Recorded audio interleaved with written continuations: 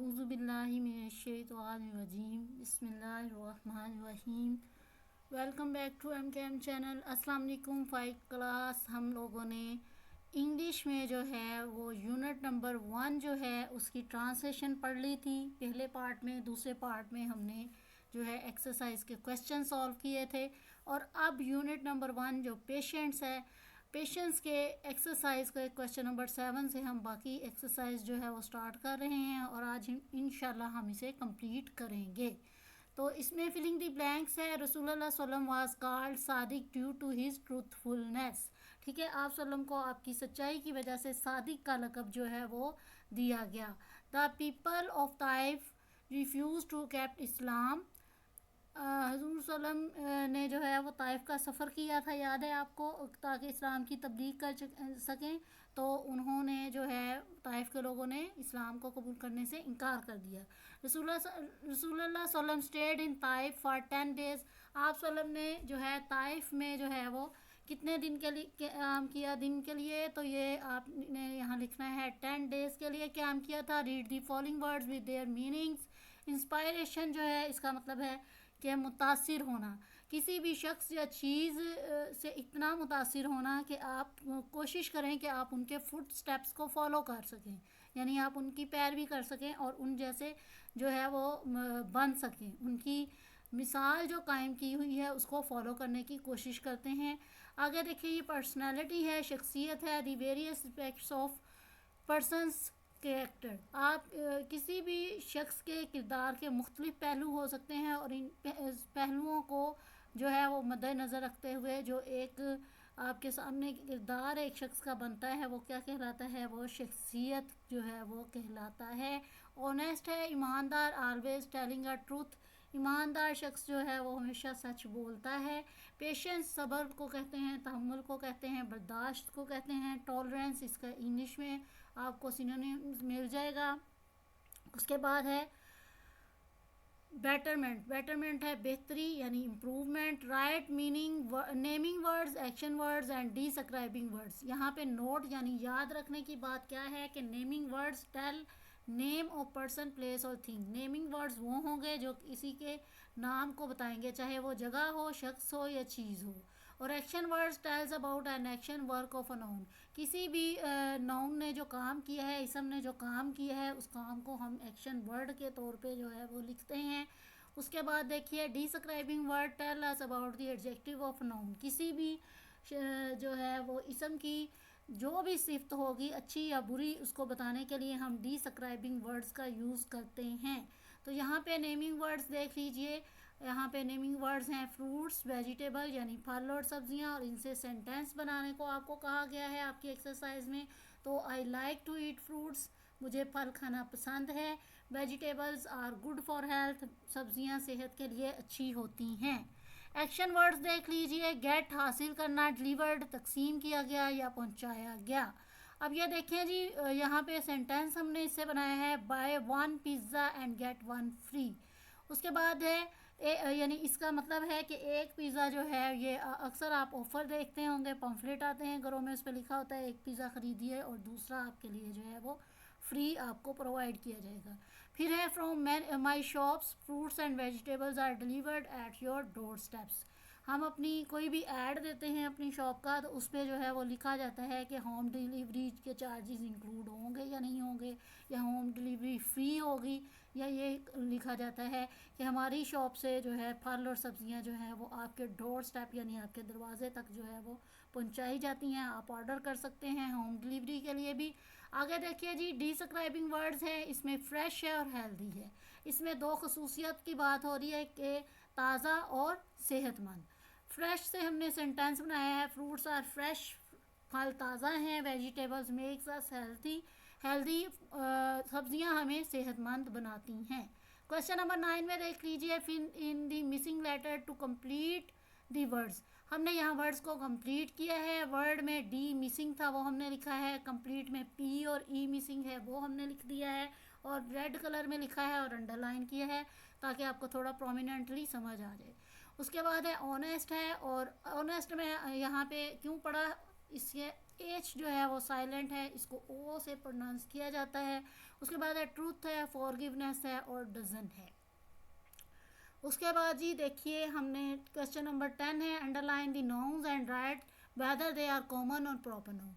Common noun और proper noun हमने जो है अलग अलग करने हैं। उसके लिए नोट याद रखिए कि common noun is the name of a common person, place और thing like city, chair, book, ETC. Common noun किसी भी आम जगह या शख्स के नाम, चीज़ के नाम को कहा जाता है जी।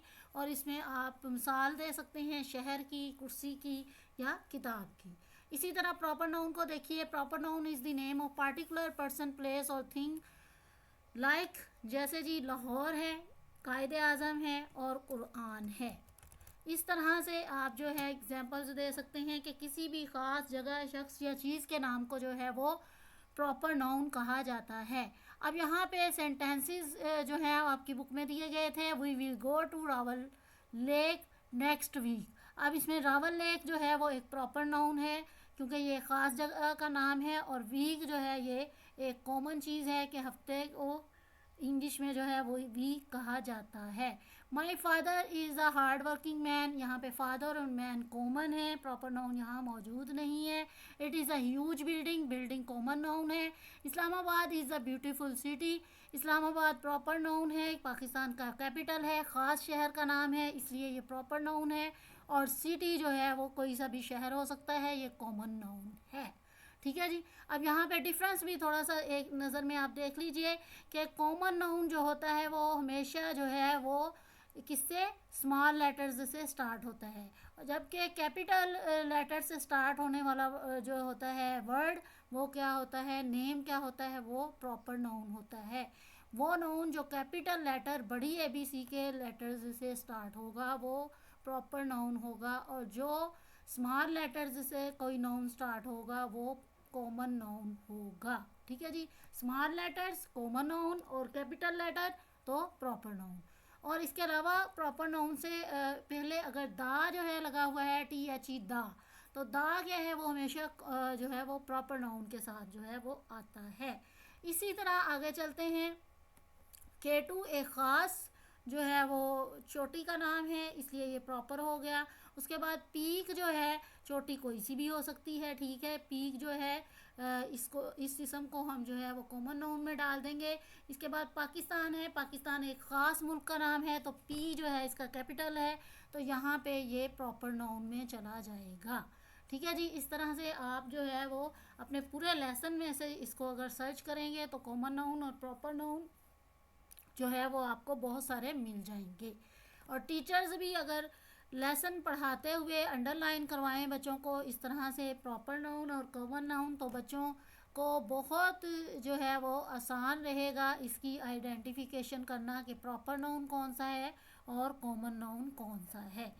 तो ये आगे देखिए जी, क्वेश्चन नंबर 11 है, underline the nouns and write whether they are countable, uncountable और कलेक्टिव नाउन।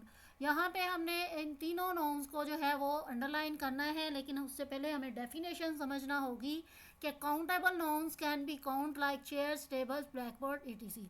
ऐसी तमाम चीज़ें जो हम गिन सकते हैं वो क्या हैं, वो काउंटेबल नाउन्स में आती हैं। Uncountable nouns can not be count like sugar, salt, sand, etc. वो तमाम चीज़ें जिन्हें हम गिन नहीं सकते वो क्या हैं, वो अनकाउंटेबल कहलाती हैं। उसके बाद कलेक्टिव नाउन क्या है, shows the group of same things people like. Bunch है आपके पास, क्लास है और टीम है, यानी मुख्तलिफ चीज़ों या लोगों का ग्रोह जो कहलाएगा वो क्या कहलाएगा, वो कलेक्टिव नाउन कहलाएगा।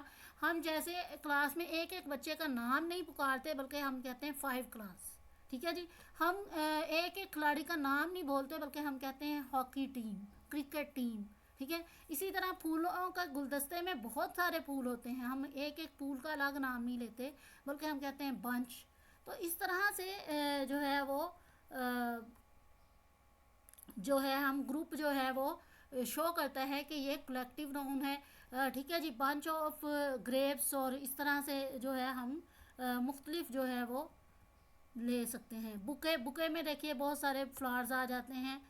आगे देखिए पैराग्राफ है आपके पास। Heera went to the shopping mall with her mother, there were many shops. ये आपको जो है वो पैराग्राफ आपकी बुक में मिल जाएगा। ये एज इट इज़ कॉपी किया गया है पैराग्राफ। अब इसमें से आप काउंटेबल और अनकाउंटेबल जो है वो निकाल रहे हैं और कलेक्टिव नाउन्स निकाल रहे हैं।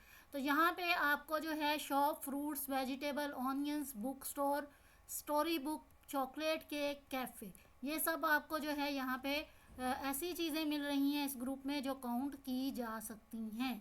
इसके बाद इस पैराग्राफ में आपको एक्सपीरियंस और टी का वर्ड मिलेगा जो कि काउंट नहीं हो सकते, तो ये अनकाउंटेबल में आ जाएगा। उसके बाद अब बंच ऑफ ग्रेप्स है, अंगूरों का जो है वो गुच्छा है। डजन ऑफ बनाना है, केले की जो है वो दर्जन है।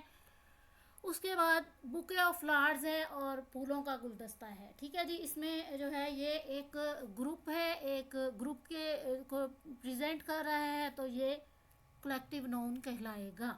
अब यहाँ पे right the correct option A और एन। आर्टिकल्स का यूज़ आप कर रहे हैं कि ए कहाँ लगेगा और एन कहाँ लगेगा। अच्छा, यहाँ पे सिंपल जो फार्मूला लगाया जाता है आमतौर पे कि जी जो वॉवल्स हैं, जो लफ्ज़ वॉवल्स से शुरू होंगे उनके साथ एन लगेगा, और जो लफ्ज़ वॉवल्स से शुरू नहीं होंगे उनके साथ ए लगेगा। जैसे ये बुक है तो ये वॉवल बी से शुरू हो रहा है, और वॉवल्स में तो क्या आता है, ए ई आई ओ यू, 5 लेटर्स हैं, ए ई आई ओ यू। इनसे जो वर्ड स्टार्ट होगा उससे पहले क्या है, एन लगेगा, और जो इनसे वर्ड्स पहले स्टार्ट नहीं होगा उसके साथ ए लगेगा। यहाँ पे अब आपको एक और रूल भी सीखना पड़ेगा कि ऐसे वर्ड्स जिनकी आवाज़ जो है वो अलिफ ज़बर आ से शुरू हो तो उनके साथ एन लगेगा, अदरवाइज जो है वो ए लगेगा। तो चलिए, बुक जो है इसके साथ ए आ गया। एग, ठीक है, एग के साथ एन हो गया। एप्पल, तो एप्पल के साथ एन आ जाएगा। स्मॉल के साथ ए आ गया। अम्ब्रेला, अम्ब्रेला क्या है, एन। अब मैंने उर्दू में आपको इसकी क्या पहचान बताई है कि इनकी आवाज़ अलिफ ज़बर आ से निकले, ठीक है जी, तो एन लगेगा। और वॉवल्स से शुरू हो रहे हैं तो भी एन लगेगा, लेकिन ये वॉवल्स वाली डेफिनेशंस जो है वो आगे चल के जब आप बड़ी क्लासों में होंगे तो ये आपको थोड़ी फिर तंग करती है। तो वॉवल्स की बजाय अगर आप इस चीज़ को याद रखें कि अलिफ ज़बर आ की आवाज़ से जो लफ्ज़ शुरू होंगे उनके साथ जो है ये एन लगेगा। तो चलिए आगे चलते हैं। Put the following adjectives in the correct boxes.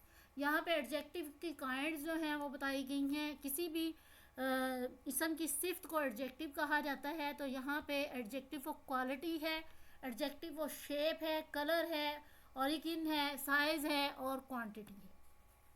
ठीक है जी। आपकी इंटेलिजेंट, ट्रूथफुल, ये आपकी एडजेक्टिव ऑफ क्वालिटी में आएगा। राउंड शेप होना किसी चीज़ का या ओवल शेप होना ये आपकी शेप में आ जाएगा। कलर में आप ब्लैक और येलो जो है ये आपके एडजेक्टिव ऑफ कलर हैं। उसके बाद अमेरिकन होना, चाइनीज़ होना या पाकिस्तानी होना ये आपकी जो है नेशनलिटी को शो कर रहा है। एडजेक्टिव ऑफ साइज़ में आप बता रहे हैं लार्ज है या शॉर्ट है। उसके बाद एडजेक्टिव ऑफ क्वांटिटी आप बता रहे हैं फ्यू, सम, कुछ हैं, ठीक है, और वन एक ही है। यहाँ इस तरह के और भी वर्ड्स आप यूज़ कर सकते हैं। ठीक है, यहाँ पे जैसे आप एक और वर्ड ऑनेस्टी इस्तेमाल कर सकते हैं। ठीक है जी। यहाँ पे आप जो है स्केयर यूज़ कर सकते हैं शेप में। यहाँ पे कलर में आप ब्लैक कलर ऐड कर सकते हैं, मतलब बहुत सारे कलर हैं, कोई भी ऐड कर सकते हैं। यहाँ पे आप पाकिस्तानी, इंडियन, ठीक है, नेशनलिटी में कुछ भी आप किसी भी कंट्री के लोगों को जो है वो शो करा सकते हैं। इसी तरह लार्ज साइज़ में जो है वो आप साइज़ जो है वो शो करवा सकते हैं। मीडियम साइज़ है, लार्ज साइज़ है, ठीक है जी, लो साइज़ है, इस तरह से। उसके बाद क्वांटिटी में आप फ्यू, सम, मच, मोर, इन लफ्ज़ों का भी यहाँ पे इजाफा कर सकते हैं। तो इस तरह से आप एडजेक्टिव ऑफ क्वांटिटी, एडजेक्टिव की जो है वो मुख्तलिफ टाइप्स यहाँ आपने डिस्कस की हैं। आगे सिलेबल्स डिवीज़न है, यानी आप एक लफ्ज़ के में कितनी आवाज़ें जो हैं वो मौजूद होती हैं। तो यहाँ पे आपके पास मॉडल है, 2 साउंड्स हैं यहाँ पे आपके पास, इसके 2 सिलेबल्स बन रहे हैं। ठीक है, मॉडल 2 साउंड्स आप प्रोड्यूस करते हैं तो मॉडल का लफ्ज़ जो है वो प्रोड्यूस होता है। उसके बाद है tolerance, personality, forgiveness, beautiful, vegetables, project, computer, और फिर उसके बाद लास्ट में माउंटेन है। Complete, computer and mountain.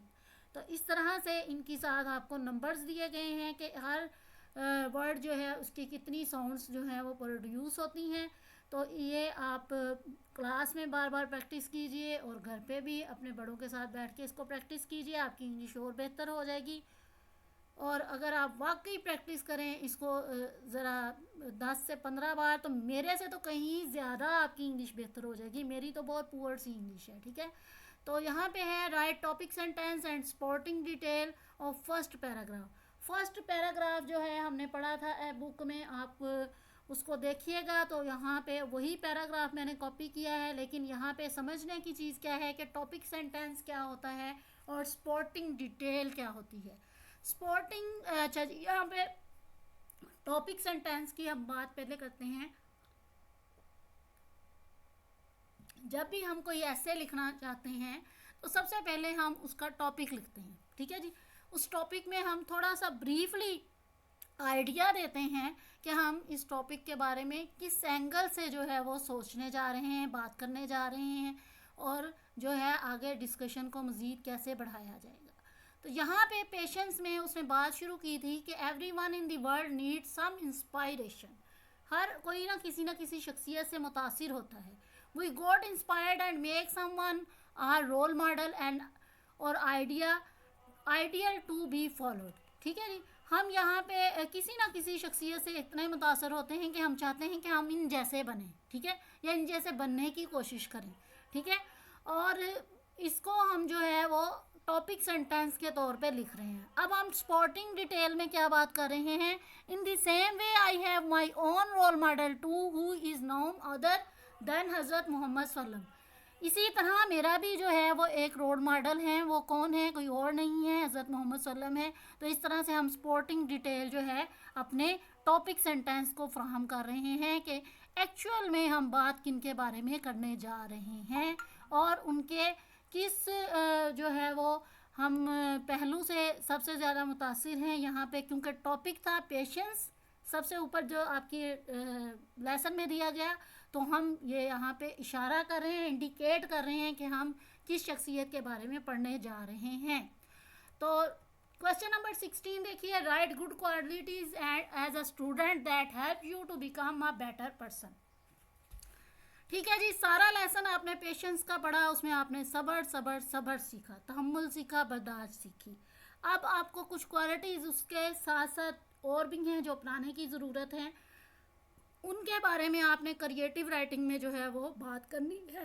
तो अगर यहाँ पे आप सिंपल लिख देंगे 4 क्वालिटीज़, जैसे डिसिप्लिन है, okay, oblige rules and regulations है, उसके बाद टीम वर्क है, और उसके बाद पेशेंस है। तो ये आपका इतना भी इनफ है, ठीक है, कि आप 4 क्वालिटीज़ लिख दें।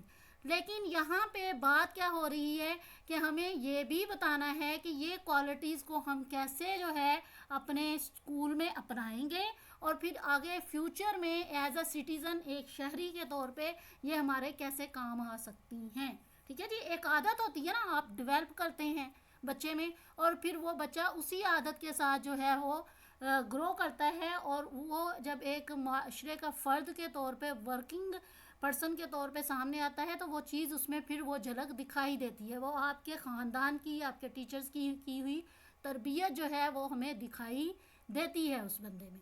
ठीक है, तो हाँ, कम या ज़्यादा ज़रूर हो सकती है, ठीक है, और ये सराउंडिंग्स, आपके इर्द गिर्द का जो माहौल है उसके वजह से भी हो सकती है, इर्द गिर्द मौजूद लोगों की वजह से भी हो सकती है। तो लेकिन फ़र्द अगर बदलेगा तो बदलते बदलते ही माशरा बदलेगा ना। तो यहाँ पे as a student always show discipline in classroom और स्कूल में और क्लासरूम में जी हमेशा डिसिप्लिन का मुजाहरा करें। तो मिसाल के तौर पे बताएं हम कैसे कर सकते हैं। डोंट मेक अ नॉइस, आप शोर मत करें क्लास में या स्कूल में। Don't be absent from school से कभी भी आप गैर हाजिर ना हो। Make a Q for assembly, आप असेंबली के लिए जा रहे हैं या असेंबली से वापस आ रहे हैं, या ब्रेक टाइम में आप कैंटीन की तरफ जा रहे हैं, तो क्यू में, कितार में जो है वो चलिए, कितार में खड़े हो जाइए, ताकि सबको जो है इजीली जो है वो कैंटीन से चीज़ भी मिल जाएगी, असेंबली भी डिसिप्लिन के साथ हो जाएगी, और असेंबली के बाद भी जो है डिसिप्लिन वाला माहौल बना रहेगा अगर आप कितार बना के चलते हैं।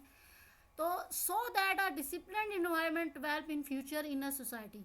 तो अगर आज आपको इन चीज़ों की आदत हो गई है तो आप आगे चल के ये आपकी जो है वो बिल्ट इन हैबिट्स में से हो जाएगी कि आपको शोर ना आप करेंगे, ना आपको शोर करना पसंद होगा, ना जो लोग शोर कर रहे होंगे आप उनके साथ जो है वो ज़्यादा मेल जोल बढ़ाएंगे। इसी तरह आपको आदत होगी कि आपने छुट्टी नहीं करनी है, तो जो काम से छुट्टी नहीं करती कौम, काम पे तवज्जो देती है छुट्टियों की बजाय, वो तरक्की करती है। और कितार बनाना मुआशरे में जो है वो कमाल का जो है वो प्रोग्रेस लेके आता है। इस चीज़ को अगर आप अपनाना शुरू करें तो आपको इसके फ़ायदे भी जो है वो नज़र आ जाएंगे। इवन आपने यहाँ तक देखा होगा कि परिंदे भी इस रूल को फॉलो करते हैं, कितार में चलने वाले को, चूंटी से लेके आपका जो है परिंदा तक इस रूल को जो है वो फॉलो करता है। ये छोटी छोटी चीज़ें हैं अल्लाह की कुदरत की, जिस पे गौर करने की हमें ज़रूरत है और हम इनसे सीख सकते हैं। आगे देखिए जी, ऑब्लाइज रूल्स एंड रेगुलेशंस। आपके जो भी रूल्स एंड रेगुलेशंस स्कूल में बनाए गए हैं उनकी जो है आपने ताबेदारी करनी है। As a student always oblige rules and regulation so that a citizen you will not violate the law in society in future. आप अगर आज रूल्स एंड रेगुलेशंस को फॉलो करना शुरू कर देते हैं एज अ स्टूडेंट, तो ये आपको जो है इतनी आदत पड़ जाएगी कि कल आप मुआशरे के अंदर जो है वो कानून को वायलेट यानी कानून की खिलाफ वर्जी करने की कभी नहीं सोचेंगे। ठीक है जी। सिंपल आप जो है वो सिग्नल तोड़ के निकल जाते हैं ना, ठीक है। क्यों हम ये क्यों करते हैं? हमें कोई इतनी ख़ास जल्दी नहीं होती किसी जगह पहुंचने की, लेकिन बस हमारी ये आदत बन चुकी होती है कि हमने रूल्स को फॉलो नहीं करना, हमने रूल्स की वायलेशन करनी है। तो ये चीज़ें फिर हमें रोड एक्सीडेंट की तरह की सूरत में भी नज़र आती हैं। तो रूल्स एंड रेगुलेशंस को हमेशा फॉलो करें ताकि आप कानून का एहतराम करना अभी से सीखें। टीम वर्क देख लें। इन curriculum and in co curriculum activities believe in teamwork, like to make a study project as a member of sport team of school. आपके किताबी सरगर्मियाँ हों, नसाबी सरगर्मियाँ हों या गैर नसाबी सरगर्मियाँ हों, उनमें हमेशा टीम वर्क की तरह जो है वो काम करें। हमेशा एक टीम की तरह मिलजुल के काम करें। हर बंदा अपने काम को ज़िम्मेदारी से करे, ठीक है। तो इसमें आपको कोई स्टडी प्रोजेक्ट है, आपकी टीचर ने कोई मॉडल बनाने को आपको दिया है ग्रुप को, तो वो मिलजुल के काम करें और पेशेंस के साथ काम करें, ठीक है। बर्दाश्त के साथ एक दूसरे के साथ जो है वो ताउन से चलें। और अगर आप टीम के मेंबर हैं स्कूल के तो भी जो है वो अपनी पूरी मेहनत डालें उसमें, तो इंशाल्लाह आप लोग कामयाब होंगे। और आज अगर ये टीम वर्क आप सीख जाते हैं, दूसरे लोगों के साथ काम करना सीख जाते हैं, तो इन फ्यूचर आपको अपने कोलीग्स के साथ जो है काम करने में आसानी रहेगी, आप में बर्दाश्त ज़्यादा आ जाएगी और आप मुल्क की तरक्की के लिए बेहतर काम कर सकेंगे। पेशेंस है जी, बर्दाश्त, सब्र, तहम्मुल। Keep patience while doing group study activities और playing games, like always wait for your turn.